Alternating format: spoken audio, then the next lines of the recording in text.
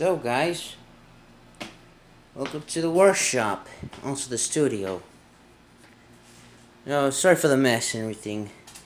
I just started in here, so yeah, the more vehicles I make in here, the more cleaner this thing will be.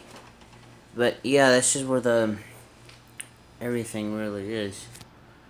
I have a ton of computers on here. And this is a new one I found just yesterday too.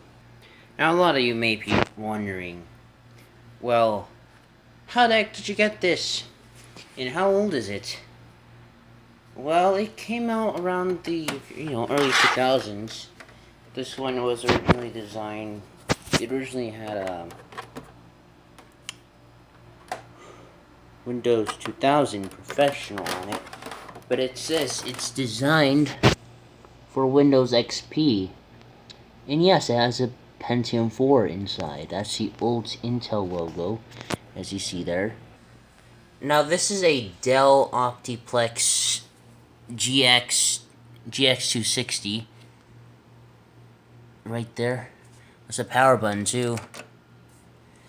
It's not plugged in yet, so. And then if you just open this up, it reveals the USB in your headphones. They're really deep in there, but they're there. Just the lighting on this camera is pretty horrible. Now this is missing two optical disk drives and a floppy drive and a hard drive and everything.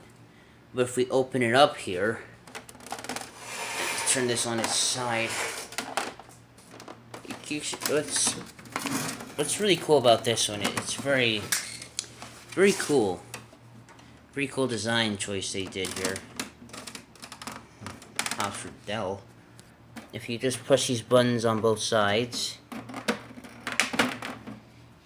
There's another one there too, I'll just push on. And you lift this thing up. Opens up like a clamshell. It's very similar to the Apple Power Mac G3 and G4. I don't know about G5, that's a bit different, but it opens up like a clamshell here, and which reveals a motherboard right in here. And if you remove this cover, there's our CPU heatsink. It's pretty easy to remove the CPU from here. Let me just unplug this fan. Unfortunately, the fan is not a Delta. Those things are pretty strong, but still, this one can still pack a lot of power. And as you can see, these just hard drive and everything else, all the drives basically, and the USB cable. Usually, there's supposed to be a ribbon going from here and connecting right there. Right there. It just has 2 RAM 6 in it. It's 1.5 gigabytes, which was a lot back then, but not as much now. Now to remove the CPU, all you gotta do is just pull that tab and then the heatsink, and bam, there you go. You just gotta pull this lever up. It's also called a retention arm. And there you go, that's the CPU right there. That's the Pentium 4. If it can focus. But yeah, Pentium 4. Now this has an AGP slot for your AGP video cards, and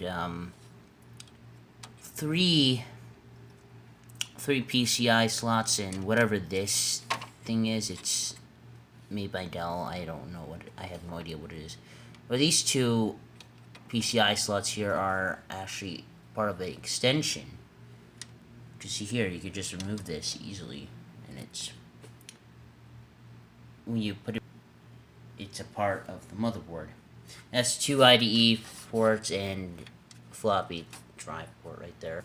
Now for putting the CPU back in, it's just as simple as putting that thing in, pushing down the retention arm, the heatsink, just like that.